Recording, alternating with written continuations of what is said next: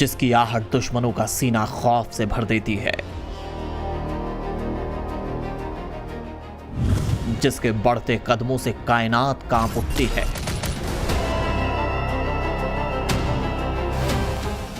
दुनिया की हर चुनौती से निपटने की ताकत है।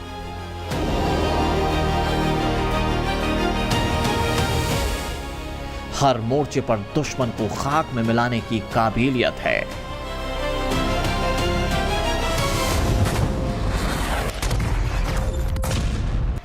और हिंदुस्तान की तरफ नजर उठाने वालों पर जल, थल और नभ से बारूद बरसाने की कुव्वत है।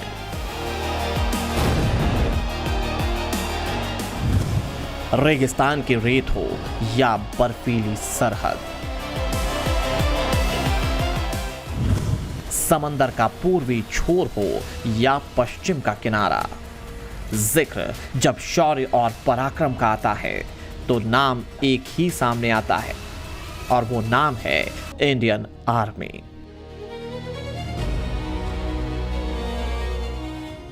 पिछले कुछ साल के दौरान देश की सेना ने ऊंची छलांग लगाई।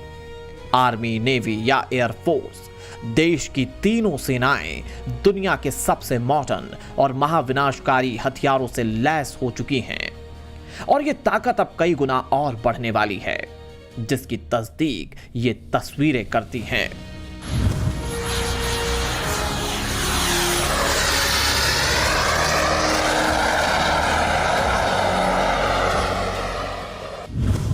भारत ने स्वदेशी डिफेंस तकनीक में एक और बड़ी छलांग लगाई। पहली बार देश में बने अगली पीढ़ी के jet powered lighting munition Divyastra MK3 ने पहली कामयाब उड़ान पूरी की। बिना किसी विदेशी पुर्जों के बने ये घातक हथियार दुश्मन पर सटीक प्रहार करने में सक्षम है। दिव्यास्त्र MK3 एक जेट इंजन से चलने वाला स्वदेशी लाइटरिंग म्यूनिशन सिस्टम है। लोइटरिंग म्यूनिशन एक बहुत ही एडवांस और घातक हथियार तकनीक है। यह ड्रोन हवा में उड़ते हुए काफी देर तक दुश्मन के इलाकों में मंडरा सकता है। जब तक इसे कोई सटीक टारगेट नहीं मिलता, तब तक आसमान में सही वक्त और सही मौके का यह इंतजार करता है। सटीक टारगेट की पहचान होते ही सीधे टारगेट कर यह उसे तबाह कर देता है। यानी ये एक मिसाइल भी है और ड्रोन भी। दिव्यास्त्र MK3 को कावा UAV प्राइवेट लिमिटेड कंपनी ने तैयार किया है। खास बात यह है कि इसमें सिर्फ साल भर का वक्त लगा। कंपनी के मुताबिक दिव्यास्त्र MK3 की सबसे बड़ी खासियत इसका जेट इंजन है। कंपनी के मुताबिक इसमें इस्तेमाल किया गया जेट इंजन भी भारत में ही विकसित किया गया है। यानी सरहद की निगहबानी से लेकर दुश्मन के खात्मे तक मौजूदा वक्त में देश की सेना आधुनिकतम तकनीक और अचूक हथियारों से लैस हो रही है, जो पलक झपकते ही दुश्मन के टारगेट को तहस नहस करने के लिए तैयार है।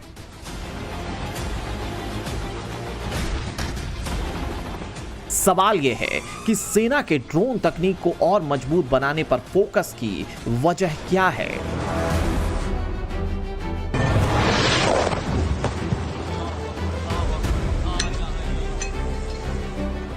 इस सवाल का जवाब इन तस्वीरों से समझा जा सकता है। ऑपरेशन सिंदूर के दौरान पाकिस्तान ने 3 दिन में करीब 1000 ड्रोन्स के जरिए हमला किया। काफी संख्या में सर्विलांस ड्रोन इनमें थे और कुछ तुर्की से लिए गए कामिकाजी ड्रोन्स थे। ये ड्रोन बम या फिर दूसरे बारूद से लैस होते हैं, लेकिन सरहद में घुसने से पहले ही पाकिस्तान से सभी ड्रोन्स हवा में ही मार गिराए गए थे। ऑपरेशन सिंदूर के दौरान sky striker, ALS-50, MR-20 logistic drone के जरिए पाकिस्तान में आतंकियों के ठिकानों को नस्तनाबूद कर दिया गया था।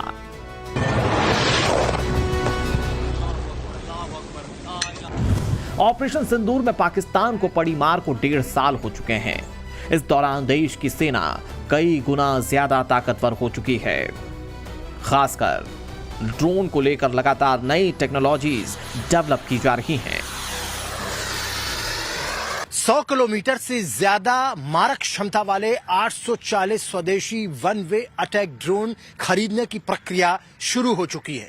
युद्ध पोतों पर लंबी दूरी के कामिकाजे और लो ईटरिंग इम्यूशन तैयार करने के लिए बड़े प्रयासों पर काम चल रहा है। इंपोर्ट पर डिपेंडेंसी खत्म करते हुए दिव्यास्त्र MK3 जेट पावर्ड स्वदेशी ड्रोन का कामयाब परीक्षण हो चुका है। संवेदनशील ठिकानों और सरहद की हिफाजत के लिए आधुनिक एंटी ड्रोन तकनीक और स्वदेशी सर्विलांस सिस्टम को बढ़ावा दिया जा रहा है। खास बात यह है कि सेना का फोकस स्वदेशी हथियारों पर है, यानी ज्यादातर ड्रोन देश में ही बनाए जा रहे हैं, जो युद्ध जैसे हालात में सबसे अचूक हथियार साबित हो रहे हैं। सेना के ड्रोन पर फोकस की एक और बड़ी वजह है, कई ड्रोन्स की कीमत करीब $20,000 यानी कि 18 लाख रुपए के आसपास होती है, जबकि एक पैट्रियट मिसाइल की कीमत $40 लाख यानी कि 37 करोड़ रुपए होती है। दुश्मन को एक सस्ते ड्रोन को रोकने के लिए लाखों करोड़ों की मिसाइल खर्च करनी पड़ती है। रूस और यूक्रेन की जंग में भी ड्रोन की ताकत देखी जा रही है। महज 30 से 40 हजार की लागत वाला छोटा FPV ड्रोन, जिसे रिमोट से चलाया जाता है, रूस के सबसे आधुनिक T-90 टैंक या अमेरिका के अब्राहम टैंक को तबाह कर देता है। एक औसत आधुनिक टैंक की कीमत 37 करोड़ से 66 करोड़ रुपए के बीच होती है। हालिया युद्धों में ये साबित कर दिया गया है कि अब महंगे तोपखाने के बजाय ये सस्ते शिकारी ज्यादा असरदार हैं। इसलिए पूरी दुनिया में ड्रोन वॉर की तैयारी के बीच भारत ने भी कमर कस ली है। ऐसे ड्रोन तैयार किए जा रहे हैं जो दुश्मन के कलेजे को चीर देंगे। देश की प्रयोगशालाओं से निकले इस नाग का नाम है शेषनाग 150 ड्रोन। एक ऐसा अचूक और ताकतवर हथियार जो एक बार उड़ान भरता है तो दुश्मन का काम तमाम करके ही लौटता है। जानना चाहते हैं कैसे? तो जरा सुनिए। शेषनाग 150 को कोऑर्डिनेटेड झुंड हमलों के लिए डिजाइन किया गया। शेषनाग 150 एक ऐसा साइलेंट किलर है जो 1000 किलोमीटर दूर बैठकर भी दुश्मन की धड़कनें बंद कर सकता है। यह महज एक मशीन नहीं है, भारत का वो स्वदेशी सुदर्शन चक्र है जो जब झुंड में निकलता है तो बड़े से बड़े एयर डिफेंस सिस्टम को कबाड़ कर देता है। यह ड्रोन 5 घंटे से ज्यादा देर तक उड़ान भर सकता है, टारगेट एरिया के ऊपर मंडरा सकता है, जिससे रियल टाइम सर्विलांस और हमले के ऑप्शन बढ़ जाते हैं। यह ड्रोन 25 से 40 किलोग्राम वॉरहेड के साथ दुश्मन के एयर डिफेंस सिस्टम को निशाना बना सकता है। युद्ध का पैटर्न चेंज हो रहा है। आने वाले समय में इंसान कम, ड्रोन और रोबोट ज्यादा युद्ध के मैदान में नजर आ सकते हैं, शायद हॉलीवुड फिल्मों की तरह, जहां इंसान नहीं बल्कि मशीनें आपस में लड़ती हैं। यही वजह है कि भारत ड्रोन्स तकनीक को और लगातार मजबूत करने के लिए काम कर रहा है। नए और घातक ड्रोन डेवलप किए जा रहे हैं। जाहिर है चीन और पाकिस्तान जैसे नापाक पड़ोसियों से निपटने के लिए ये तैयारी बेहद जरूरी है।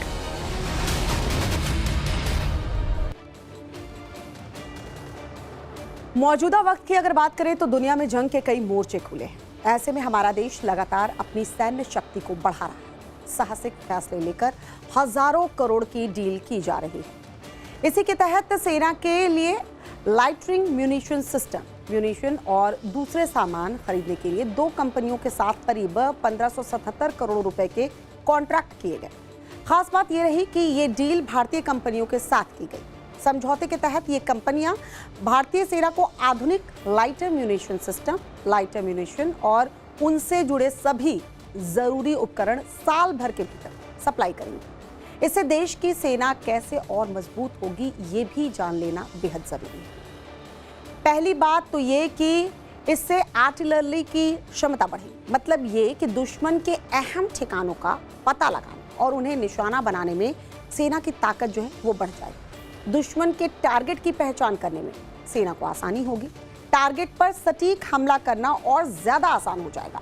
इसके साथ ही देश की कंपनियों के साथ हुए इस कॉन्ट्रैक्ट से आत्मनिर्भर भारत को और भी मजबूती मिलेगी। इसलिए इतना ही नहीं माना जा रहा कि लंबे समय से अटके प्रोजेक्ट 75 सबमरीन प्रोग्राम को लेकर जल्द ही खुशखबरी भी आ सकती है। ये प्रोजेक्ट क्या है, कैसे जमीन आसमान के साथ ही समंदर में भी बादशाहत हासिल होने वाली है, जरा देखिए और समझिए।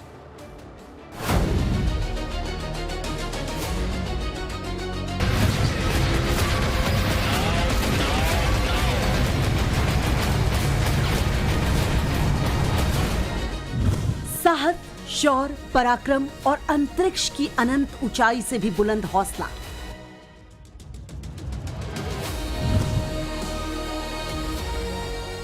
देश के जाबाज जब कदम बढ़ाते हैं, जमीन थर्रा उठती है। सागर का सीना चीरने की ताकत और दुश्मन की हर साजिश को खत्म करने की काबिलियत। देश के युद्धपोत जब समंदर में उतरते हैं तो दुश्मन बिलों में दुबक जाता है।